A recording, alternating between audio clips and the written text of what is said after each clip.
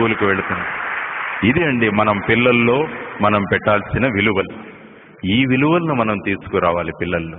అది ఏ విధంగా సాధ్యమంటే ఈ విధంగా చెప్పే కథల వల్ల సాధ్యమవుతుంది. అందుకనే ఆ సొసైటీలో పెద్దలందరూ ఏం డిసైడ్ చేసుకున్నారంటే ప్రతిరోజు సాయంత్రం పడుకునే వేళ మా పిల్లలకు ఒక చిన్న కథ ఏదైనా చదివి వినిపించి వాళ్లను నిద్ర పెడతామని చెప్పేసి. చూడండి ఎంత అద్భుతంగా ఉంటుంది.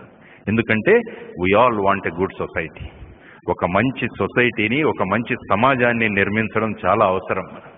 అది లేకుంటే ఏమవుతుందంటే ఏం జరుగుతుందో సమాజంలో మీరు చూస్తూనే ఉన్నారు. ఒక చోట నేను చదివాను, దుర్మార్గుడి ఆక్రందనల కన్నా మంచివాడి మౌనం దేశానికి చాలా ప్రమాదం అని చెప్పేసి. దుర్మార్గుల ఆక్రందనల కన్నా మంచివాళ్ల మౌనం దేశానికి చాలా ప్రమాదకరం.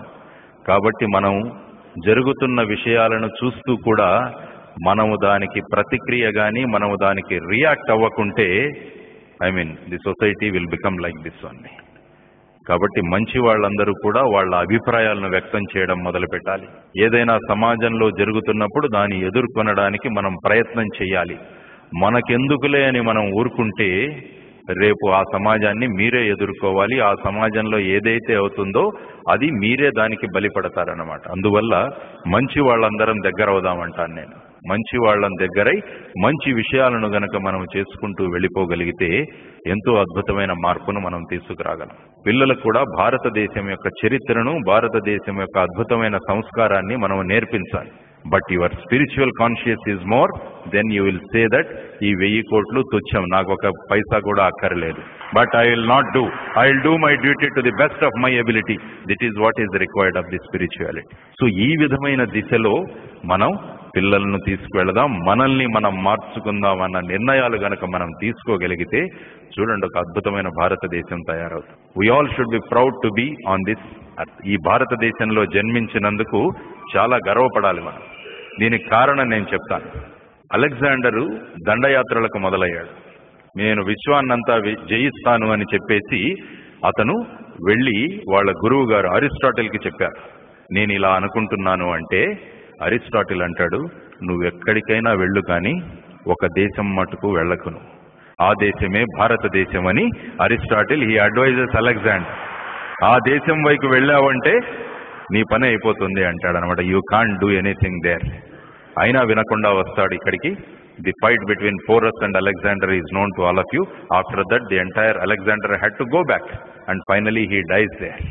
అప్పుడు భారతదేశ సరిహద్దులలో చేరిన తర్వాత అలెగ్జాండర్ ఒక మెసేజ్ పంపిస్తాడు అరిస్టాటిల్కి, నేను ఇక్కడ ఉన్నానండి అంటే, ఓహో వీడు వినకున్నా వెళ్ళిపోయాడనమాట అక్కడికి. అప్పుడు అరిస్టాటిల్ చెప్తాడు, నాకు 5 వస్తువులు భారతదేశం నుంచి తీసుకురా అంటాడు. మొదటిది, భారతదేశం యొక్క మట్టిని తీసుకురా నువ్వు. ఆ మట్టి మీద ఎంతో మంది మహానుభావులు జన్మించారు, వాళ్ళు సంతరించారు. అటువంటి మట్టి ప్రపంచంలో ఎక్కడా దొరకదు. అటువంటి మట్టిని కొంచెం తీసుకురా, నేను ప్రతిరోజు దాన్ని పూజించుకుంటాను అని Aristotle has told. The second thing is, ఎప్పటికీ చెడిపోని గంగా జలాన్ని తీసుకురా అంటాడు అనమాట. రెండవది.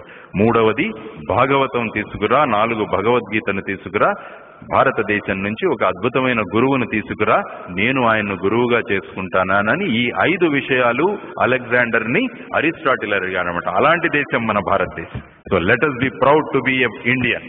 ఆ విధంగా మనం మనల్ని భావించుకోవాలన్నమాట. దేశాన్ని గురించి ఎప్పుడు కించపరుస్తూ మాట్లాడుతూ, ఇండియాలో రెడ్ సిగ్నల్ వేస్తే ఎవరు ఫాలో అవ్వరు, వై నాట్ యూ ఫాలో అనుకోండి. ఎవరు ఫాలో అవ్వకుండా మనం ఎందుకు ఫాలో కాకూడదు? అమెరికాలో 2 గంటలకు రెడ్ సిగ్నల్ ఉన్నా కూడా అందరూ ఆగిపోతారంటారు. మరి ఇక్కడ మనం ఎందుకు ఆగం? అందరూ ఆగరు కాబట్టి నేను ఆగను.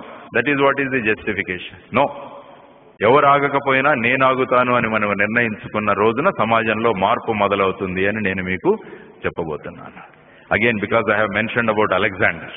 అలెగ్జాండర్ మన పోరస్తో యుద్ధం చేసిన తర్వాత మళ్ళా వెనక్కి వెళ్ళిపోయిన తర్వాత ఈ rights 3 wishes, the 3 death wishes of Alexander. అవి మీరు చదివి ఉండొచ్చు ఎక్కడైనా.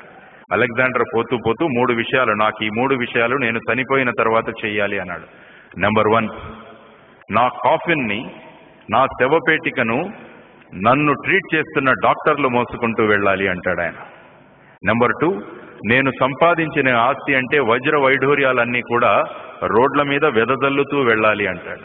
మూడవది, నన్ను సమాధిలో ఖననం చేసిన తరువాత నా 2 చేతులను ఇలా బయటికి పెట్టి నన్ను సమాధి చెయ్యండి అంటాడనమాట.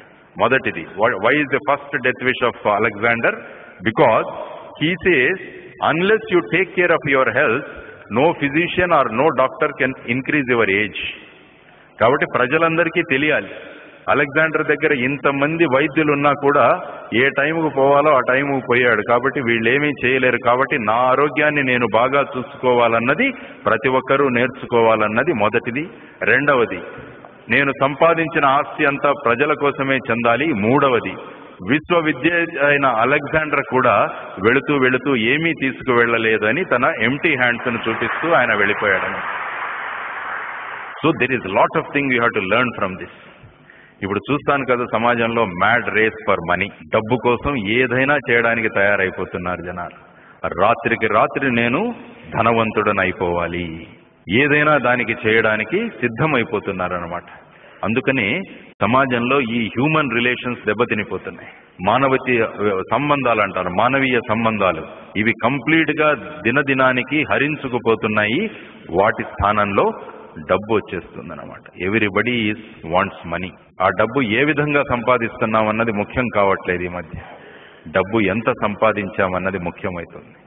అందుకనే నేను తల్లిదండ్రులకు ఎప్పుడూ చెప్తుంటాను, ముఖ్యంగా అమ్మలకు చెప్తుంటాను, అమ్మ పిల్లల్ని ఎప్పుడూ ఈ విధంగా దీవించకండి, నువ్వు పెద్దయి బాగా డబ్బు సంపాదించాలరా అని దీవించేస్తుంటారు అందరు. అంటే వాడు అనుకుంటాడు పిల్లవాడు, ఓహో నేను డబ్బు సంపాదించాలి కదా అంటే ఎలాగైనా సంపాదించేసేయాలని. ఎందుకంటే అమ్మా నాన్నలు చెప్తున్నారు డబ్బు సంపాదించు, డబ్బు సంపాదించు, డబ్బు సంపాదించు. కాబట్టి వాడి మెదడులో అదే మెదలుతూ ఉంటుంది. కాబట్టి ఏ విధంగా సంపాదిస్తున్నాడన్నది వాడి పట్టించుకోడు, డబ్బు సంపాదించడమే వాడి ధ్యేయం అనుకుని వెళ్ళిపోతూ ఉంటాడనమాట. నువ్వు పెద్దవాడివై దేశానికి ఉపయోగపడాలరా అని దీవించడం మొదలు పెట్టండి. చూడండి వాడి ఆలోచనలు, నేను పెద్దవాడిని అయిన తర్వాత దేశానికి ఉపయోగపడాలి, దేశానికి ఉపయోగపడే పనులు నేను చెయ్యాలి అని వాడి మనసులో ఎప్పుడూ మెదలుతూ ఉంటుంది. మరి ఈ దేశం కోసం నేను ఏం చేయాలని వాడి తపన చిన్నప్పటి నుండి మొదలవుతుంది. చూడండి వాడి జీవిత విధానం, ఆలోచన విధానాల్లో ఎంత మార్పు వస్తుందో మీరే చూడొచ్చు. Because you are going to see your children the change in mindset. కాబట్టి లెట్ us డూ దట్ అంటాను. Why not we do that? కాబట్టి ఈ చిన్న చిన్న విషయాలు, నేను పెద్ద గొప్ప విషయాలు ఏం చెప్పట్లేదు మీకు. What I'm discussing is what I see everyday in the society. దానికి ఏ విధంగా మనం సొల్యూషన్స్, ఏ విధంగా పరిష్కారాలు తీసుకురావాలి అని మనం ఆలోచిస్తే ఇవి ఎంతో అద్భుతమైన మార్పులు తెస్తాయి సమాజంలో అన్నది నా అభిమతం. అందువల్ల మన భారతదేశానికి ఏవైతే యుఎస్పిలో, నేమ్లీ ది ఫ్యామిలీ సిస్టమ్, కుటుంబ వ్యవస్థ మరియు ఆధ్యాత్మికత, ఈ రెండిటినీ గనక మనము సమపాళ్లలో గనక అందించజేయగలిగితే మన అద్భుతమైన భారతదేశాన్ని మళ్ళా మనం నిర్మించుకొనవచ్చును అన్నది చాలా ముఖ్యం. తరువాత విద్యా విధానం కూడా ఒక ఇంపార్టెంట్ విషయం.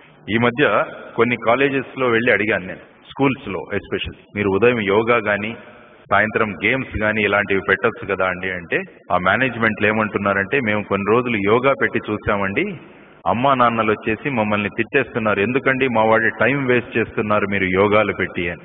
సాయంత్రం ఎందుకు ఆడిస్తున్నారండి వీటిలో, ఆ 1 గంటలో వీడికి కనుక కొంచెం మ్యాథ్స్ ఫిజిక్స్ చెప్తే బాగుంటుంది కదా అని. They say these are the demand for the parents. చూడండి ఒకసారి ఆలోచించండి వాట్ ఈస్ హ్యాపెనింగ్ అని. Unless the child is spiritually high or is in a proper manner, then only he can deliver things. మనం ఏంటంటే we are putting the children into lot of pressures.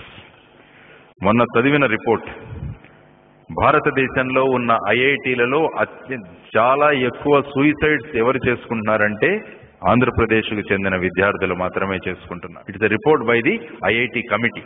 మీరు చూడండి నెట్లో దొరుకుతుంది మీకు internet. Why? Because they are not able to think naturally.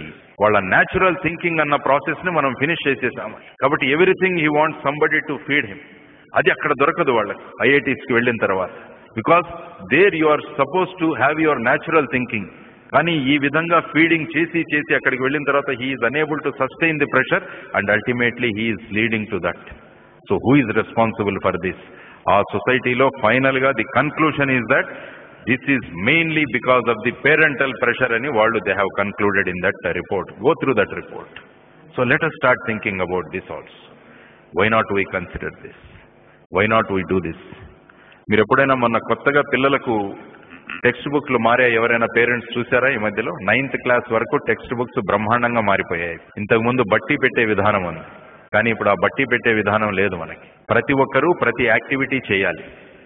Activity చేస్తే గానీ వాడికి అందులో దొరకదని చెప్పేసి అద్భుతంగా నేను ఒక 3-4 గంటలు వాళ్లతో టెక్స్ట్ బుక్ కమిటీతో మనం మాట్లాడి వచ్చాను.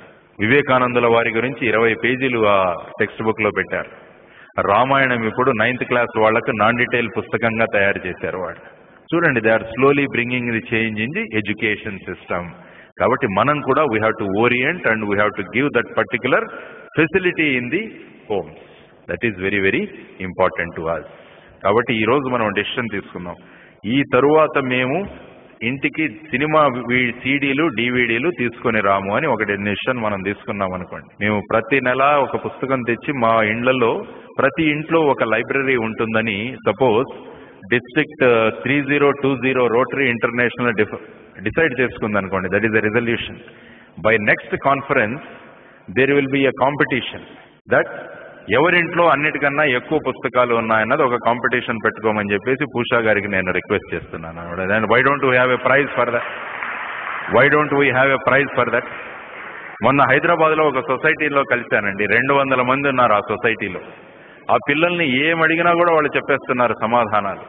భారత భాగవత రామాయణాలు భగవద్గీతలు ఏదైనా అడగండి ప్రపంచంలో వాళ్ళు చెప్పేస్తున్నారు. నాకు చాలా ఆశ్చర్యమైంది. సినిమా విషయాలు అడిగితే ఒకటి కూడా చెప్పలేకపోతున్నారు వాళ్ళు. ఏంటి వాళ్ళను ప్రశ్నిస్తే గత 10-15 సంవత్సరాలుగా వాళ్ళ ఇళ్లలో టీవీలు లేవట. అదే ఆ society. That is that society. టీవీలు లేని సొసైటీ అని చెప్పేసి ఒకటి పెట్టుకున్నారు వాళ్ళు. ఎంత అద్భుతంగా ఉన్నారంటే చాలా ఆనందంగా ఉన్నారన్నమాట. ఎందుకంటే బ్రేకింగ్ న్యూస్లు వేసి మన మైండ్ సెట్ ను బ్రేక్ చేసేస్తున్నారన్నమాట.